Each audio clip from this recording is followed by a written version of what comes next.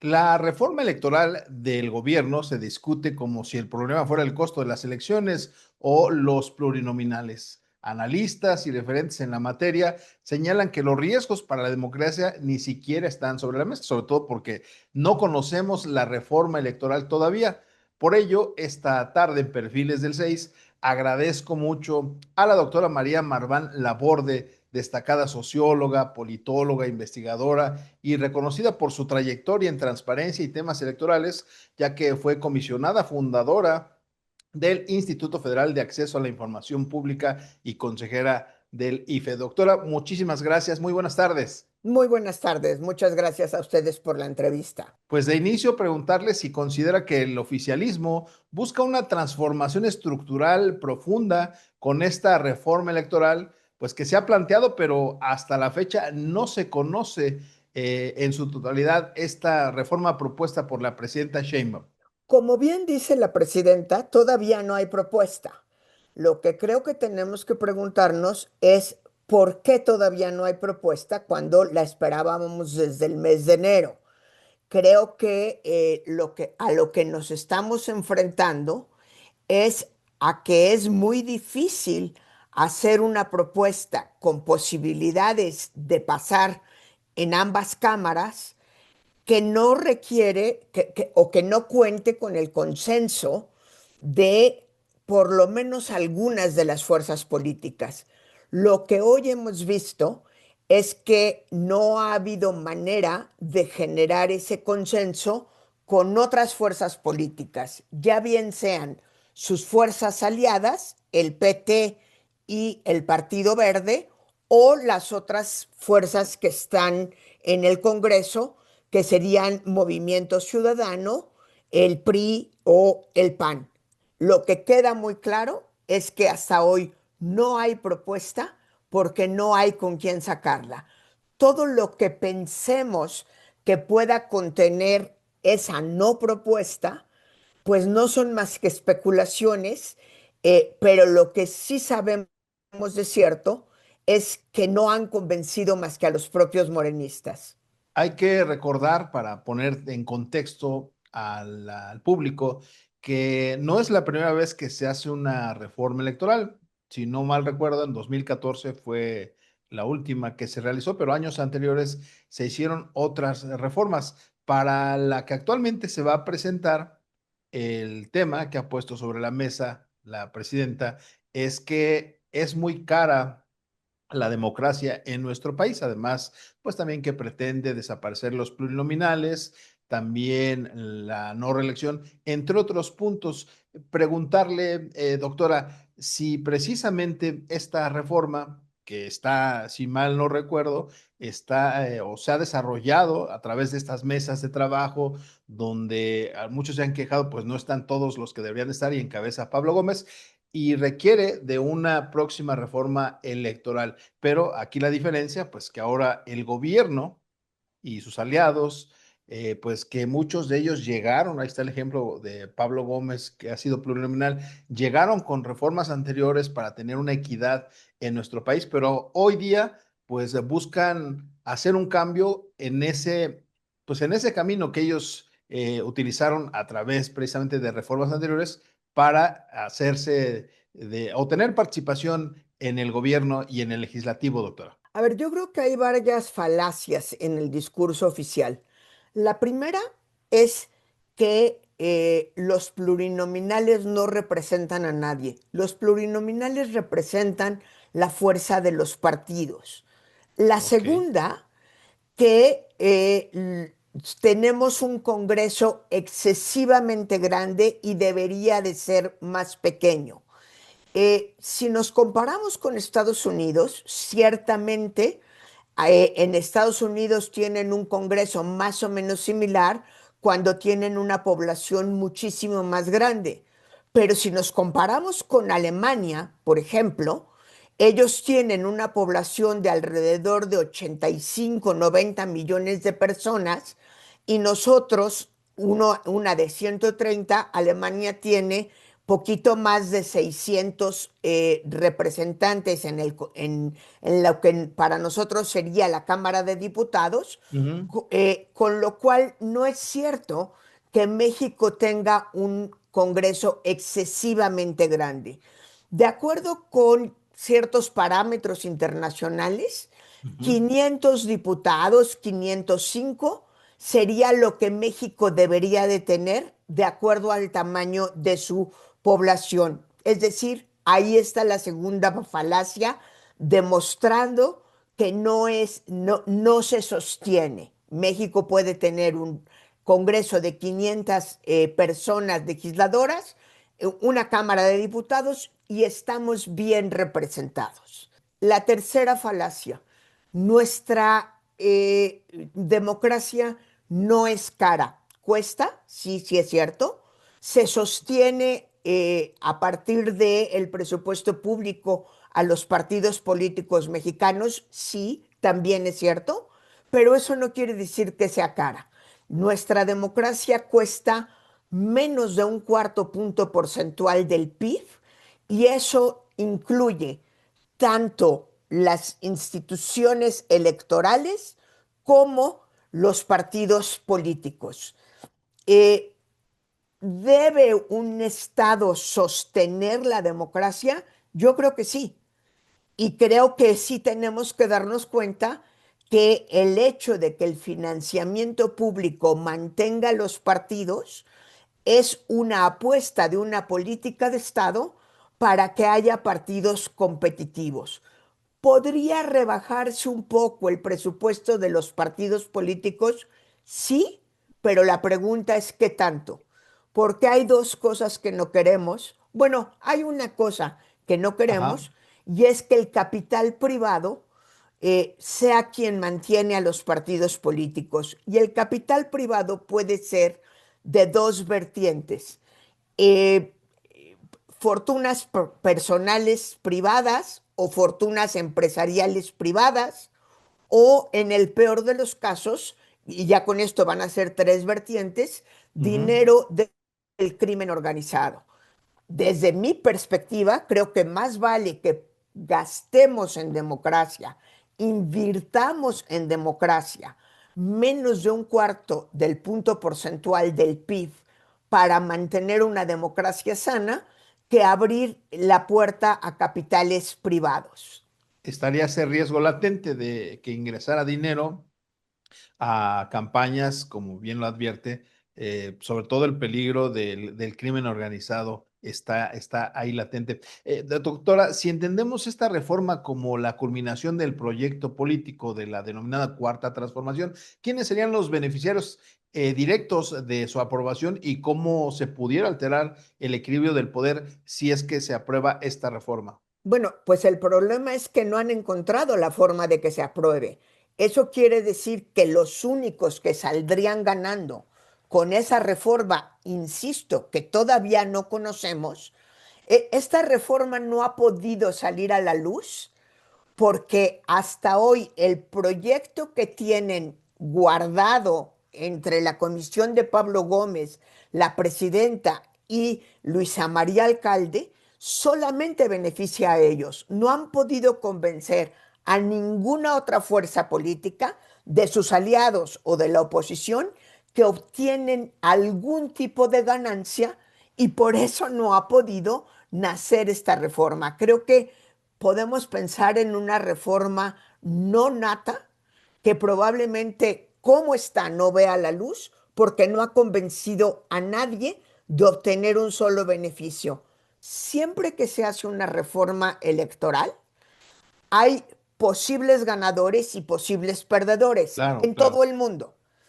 Aquí lo que podemos intuir es que no tenemos más que un ganador y que todas las demás fuerzas políticas formales, como son los partidos políticos, e informales, como es las diferentes grupos, asociaciones y preocupaciones de la sociedad civil saldrían perdiendo con esta reforma.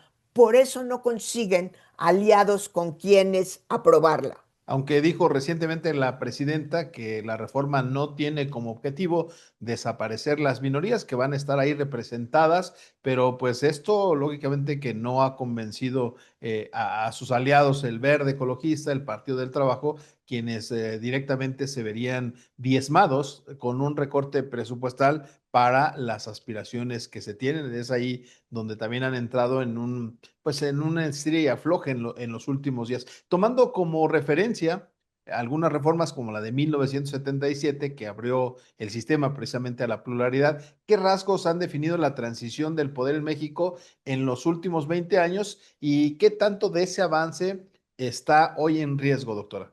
Todas las reformas políticas de 1977, y si mucho me apura, las de 1900, desde 1963, que se crearon los diputados de partido, han tomado en cuenta a, por lo menos a algunos de los partidos de la oposición. En algunas ocasiones a todos, en otras ocasiones a menos, pero nunca el partido en el poder a partir de 63 y hasta la fecha, ha podido hacer una reforma política sin buscar el apoyo en otras fuerzas políticas. Recordemos que ya este sería el cuarto intento frustrado de la cuarta transformación. El plan A fracasó por no tener socios, el Sí. plan B fracasó por el desastre que hicieron en el proceso legislativo justamente por apurar las cosas porque no tenían socios en la oposición.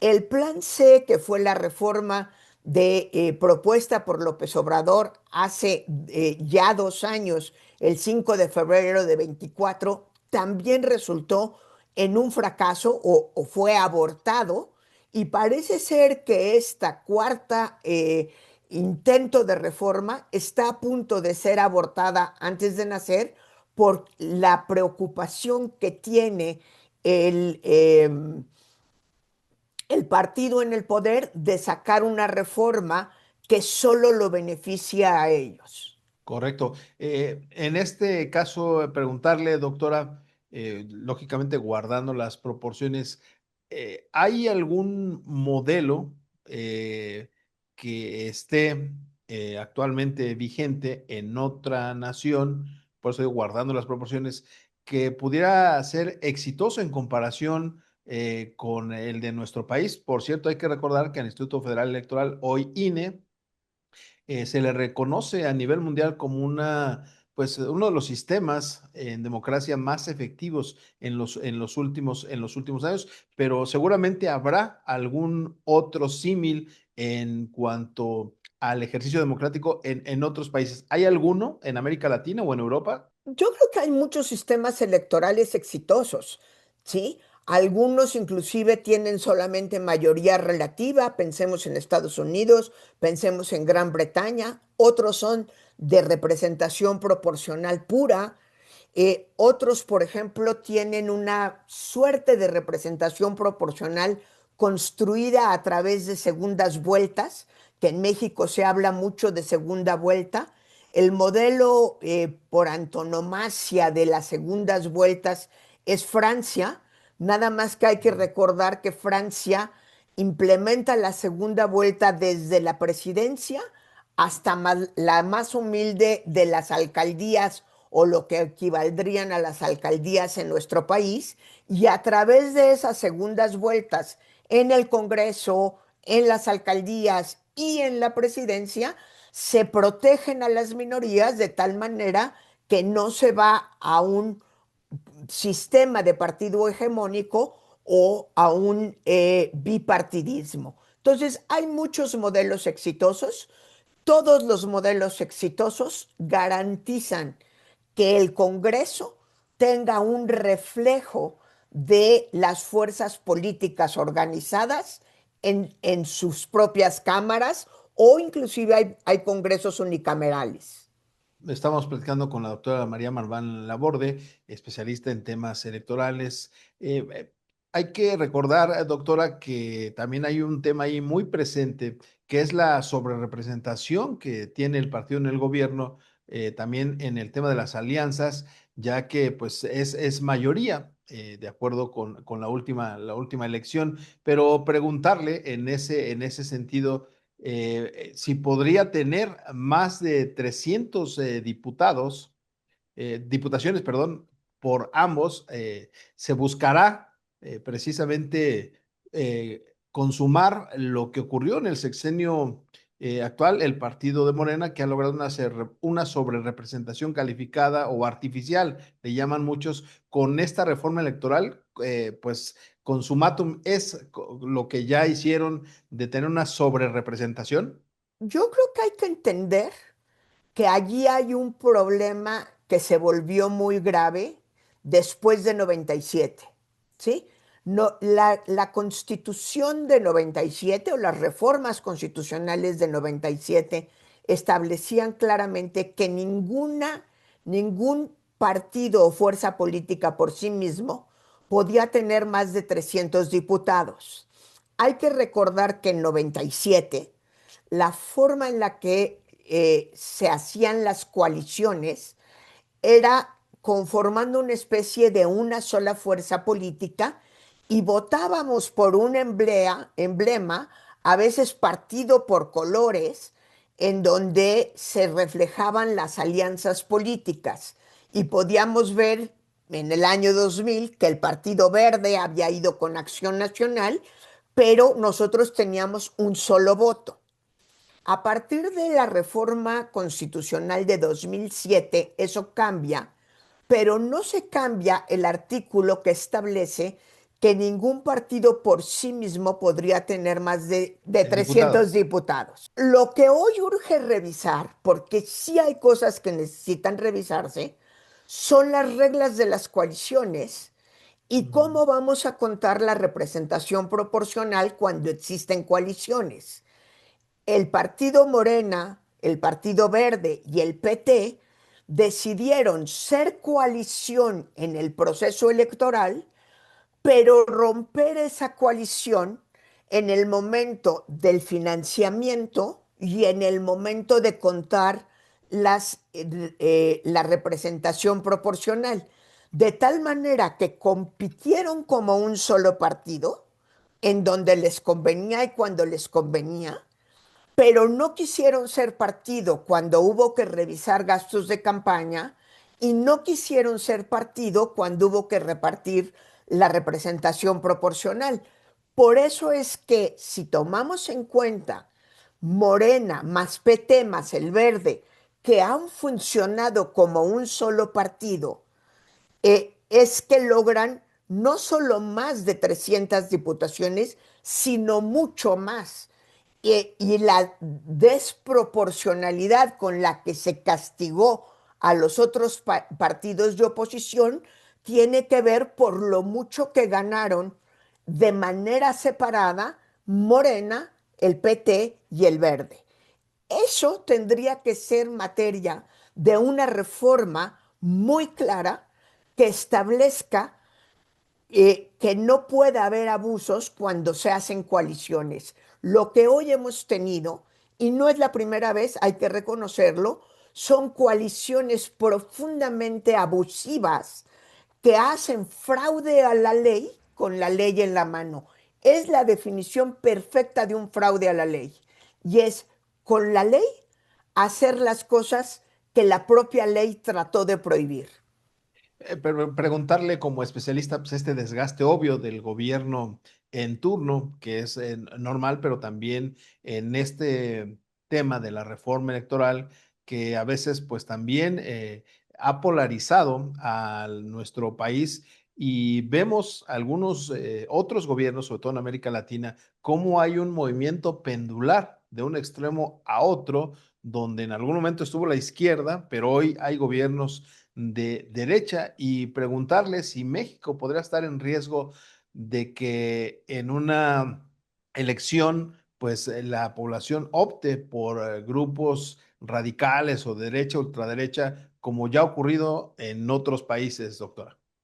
Pues mire, es difícil pensar qué va a pasar en la elección de 27 y todavía más en la de 30 cuando no tenemos candidatos todavía, cuando no tenemos reforma electoral. O sea, es demasiado especular qué está pasando, ¿sí? Lo que es cierto es que ha habido un proceso de autocratización de la sociedad mexicana, es decir, hoy, y no en opinión de María Marván, sino en opinión de la gran mayoría de los índices que miden las democracias, la calidad de la democracia, las autocracias y lo severo de algunas dictaduras, México ha dejado de ser una democracia con todos los indicadores posibles y hoy día ha rebasado la línea de flotación para ser considerado un sistema autocrático. ¿Cuál va a ser la fuerza política que gane la próxima elección? No lo sabemos. Es muy difícil especular si ni siquiera hemos podido tener por cierto si va a haber o no va a haber una reforma electoral. Lo que hoy tenemos por cierto es que la reforma electoral que ha venido imaginando el gobierno de la doctora Sheinbaum desde el 1 de octubre de 24 hasta hoy, no ha podido llegar a la Cámara de Diputados por falta de consenso. Pues creo que muy clara la precisión. Quedó de presentarla, por cierto, el pasado 5 de febrero. No se ha hecho, dijo que en próximas semanas, pero es algo que se ha venido postergando, postergando, postergando y el tiempo solamente sigue avanzando. Doctora María Marván Laborde, agradecerle el tiempo dispuesto para Canal 6 para explicar estos temas a la población. Son temas de interés para conocer precisamente lo que está ocurriendo con miras a las próximas elecciones del 2027 y lógicamente el órgano regulador y todo lo que hay detrás de. Agradecerle como siempre y muchísimas gracias. Una excelente tarde. Muchas gracias a ustedes, gracias a todos quienes nos han escuchado el día de hoy. Fue una entrevista más de Perfiles del 6. Nosotros nos despedimos. Nos vemos en otra emisión más de Canal 6 Televisión. Muy buenas tardes.